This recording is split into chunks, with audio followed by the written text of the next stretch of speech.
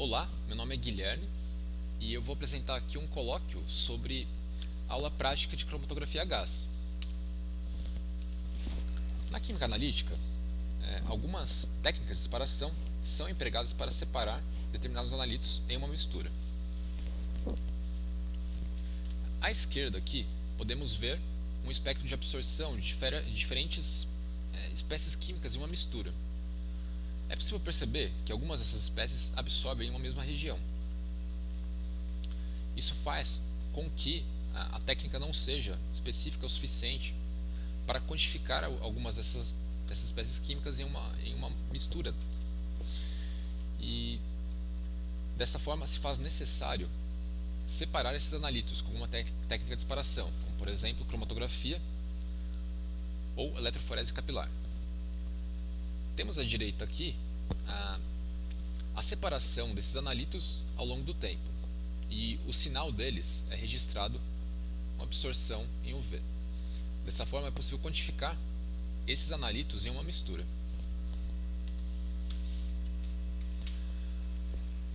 Entre as técnicas de separação, as técnicas cromatográficas estão entre as mais importantes. A separação se dá pela interação entre uma fase estacionária, que pode ser líquida ou sólida, e uma fase móvel, líquida ou gasosa. A interação entre a fase estacionária e a fase móvel está exemplificada na figura abaixo, né, e na qual a fase móvel, na fase móvel, os analitos são arrastados, e esses analitos podem ter interações fortes ou fracas, dependendo de suas características físico-químicas, com a fase estacionária. Uma interação forte com a fase estacionária pode fazer com que esses analitos fiquem mais tempo nela e que tenham um tempo de retenção consequentemente maior. A cromatografia pode ser tanto planar como de coluna. A cromatografia planar, no caso, pode ser planar em papel ou em camada delgada. Na cromatografia planar em camada delgada, os analitos são separados em placas de vidro ou alumínio, que fazem o papel de fase estacionária. E a fase móvel é um eluente líquido. Já a cromatografia de coluna, que é uma das mais comuns, e a fase móvel pode ser líquida, gasosa ou de fluido supercrítico. A cromatografia a gás é caracterizada pelo fato da fase móvel ser um gás. E em CG, a fase estacionária pode ser tanto sólida como líquida, sendo que o último tipo, cromatografia gás líquido, é o tipo mais comum. A cromatografia gás se aplica a alguns tipos de amostras, no caso, e as misturas que podem ser separadas por CG, elas dependem do fato de que a substância deve ser arrastada por um fluxo de um gás e devem ser voláteis. Ou seja, a técnica é ideal para separação e análise de misturas cujos constituintes tenham pontos de ebulição inferiores a 300 graus e sejam termicamente estáveis. Porém, é possível determinar traços de espécies químicas de ponto de ebulição mais elevado que isso, em algum solvente volátil. Aqui nessa figura está esquematizado um equipamento de um cromatografia a gás. Primeiro, nós temos um reservatório de gás e controle de vazão dos gases que alimentam o equipamento, o injetor ou vaporizador da amostra, no qual ela é introduzida na coluna, a coluna cromatográfica, que fica dentro de um forno que promove o aquecimento ao longo do uso do equipamento. Bom, os analitos são separados nessa coluna e chegam ao detector. E o detector, por sua vez, que registra os sinais, que são amplificados, e posteriormente os sinais são registrados no computador.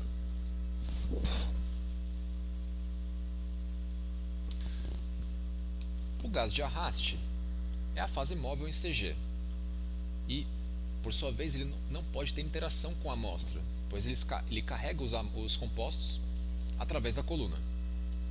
Então, os requisitos são de que esse gás de arraste deve ser inerte, não deve reagir com a amostra, com a fase estacionária ou superfície do instrumento, e também deve ser puro, isento de impurezas que possam degradar a fase estacionária ou interferir na detecção.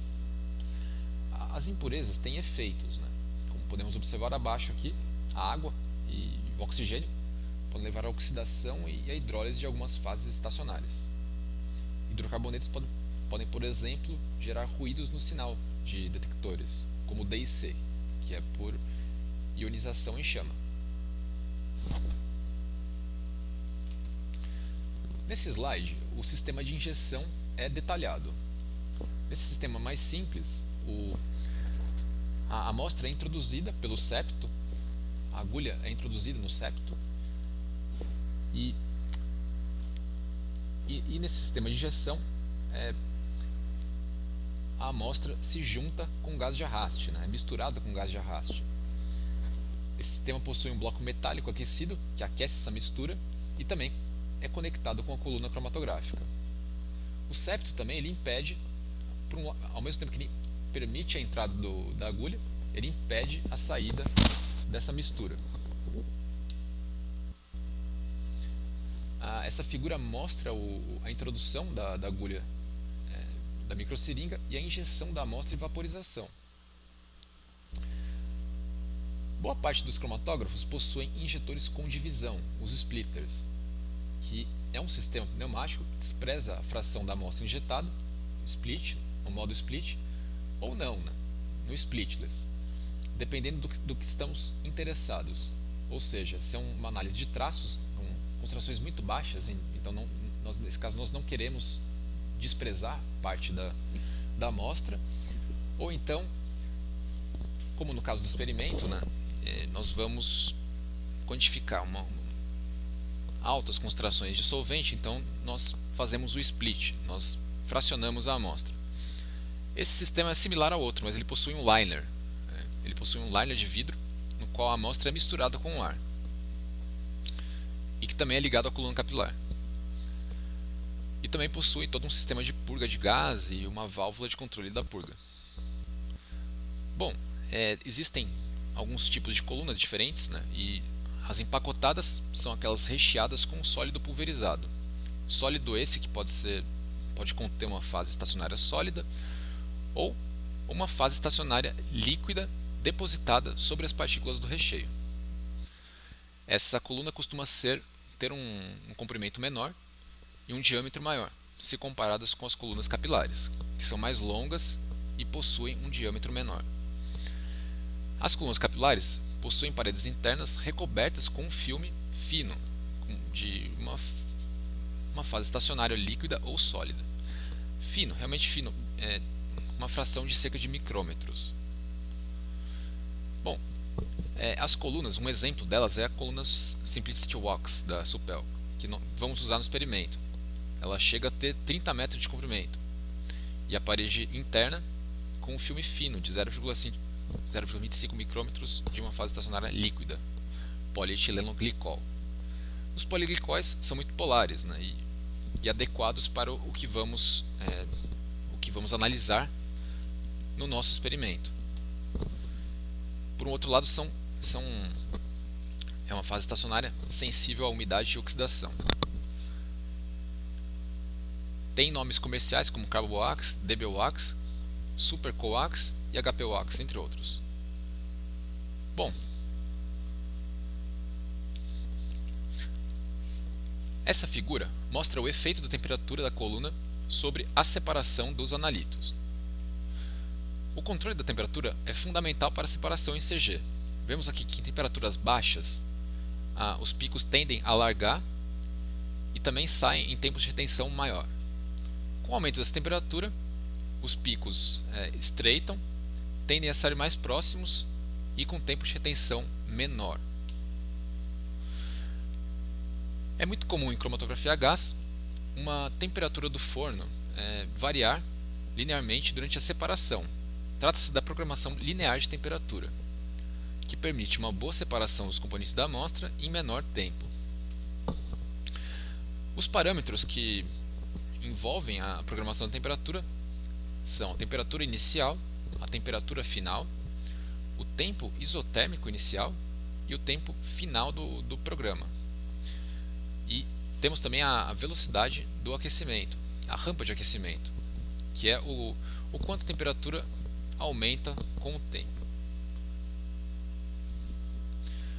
Os detectores, eles geram um sinal elétrico proporcional à quantidade diluída de um analito. Bom, enfim, é o ponto final do analito, né? E após passar pela coluna.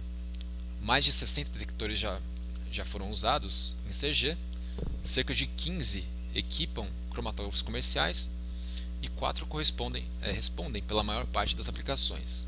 Detector por condutividade térmica, captura de elétrons, ionização em chama e o espectrômetro de massas. Vou descrever aqui o detector por ionização em chama, que vai ser utilizado no experimento. O efluente da coluna é misturado com hidrogênio e oxigênio e queimado. E como numa chama de hidrogênio e oxigênio há uma baixa produção de íons, ela não conduz corrente elétrica. Quando o composto orgânico elui, ele também é queimado. E como na sua queima são formados íons, a chama passa a conduzir corrente elétrica, dessa forma gerando o sinal.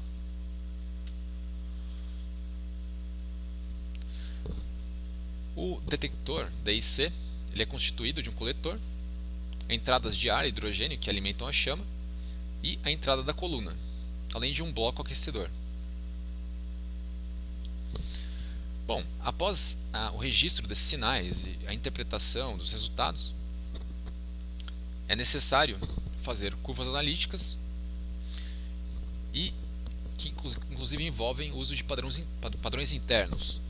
Padrões internos são substâncias adicionadas em uma concentração constante e conhecida a todas as amostras e soluções analíticas de referência. Tem a finalidade de compensar erros aleatórios, sistemáticos e efeitos de matriz.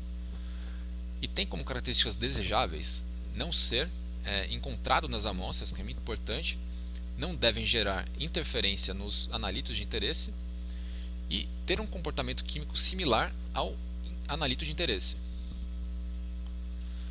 Temos um esquema aqui de como deve ser feita essa curva analítica com padrão interno.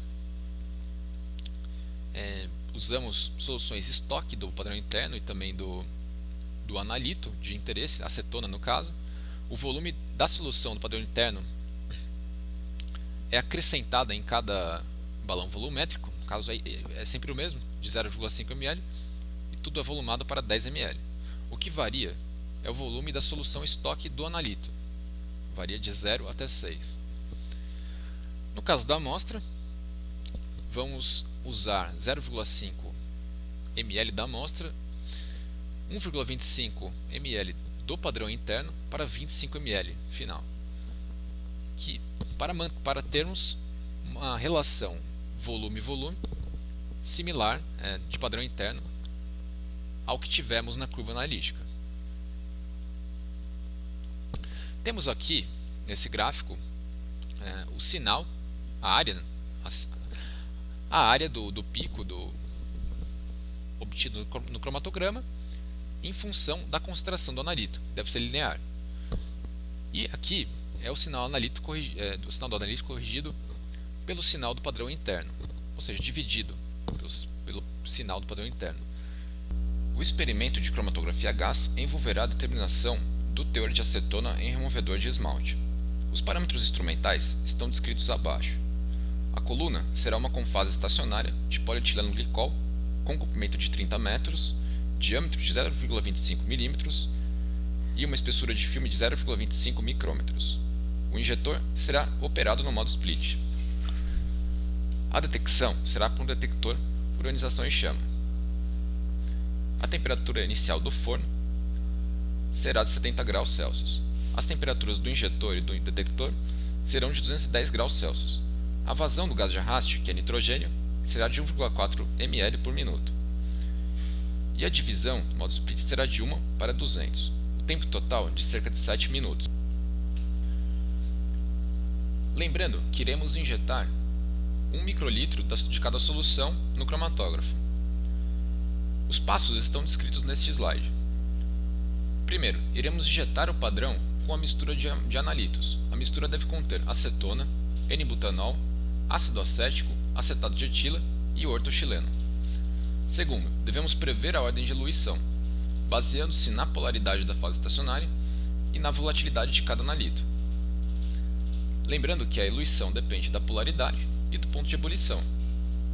E também que a coluna com fase estacionária de polietileno glicol é polar. 3. Escolher o padrão interno mais adequado para a quantificação da acetona na amostra. Quarto e por último, calibrar o equipamento com padrão interno e uso das curvas analíticas e analisar o removedor de esmalte, que deve ser trazido pelos alunos. A tabela nesse slide irá ajudar a prever a ordem dos tempos de retenção de cada analito. Aqui estão descritos os analitos, suas estruturas, os pontos de ebulição e informações a respeito de sua polaridade. Por fim, iremos obter curvas analíticas, tanto para calibração sem padrão interno como com padrão interno. É possível perceber que após a correção com o padrão interno, com a divisão das áreas dos picos de acetona pelas áreas dos picos do padrão interno, melhoramos a linearidade da curva. A partir da curva analítica obtida na calibração com o padrão interno, vamos tirar uma equação da reta y igual a x mais b, onde y será igual à área do pico de acetona dividido pela área do pico do padrão interno. E x será a concentração da acetona.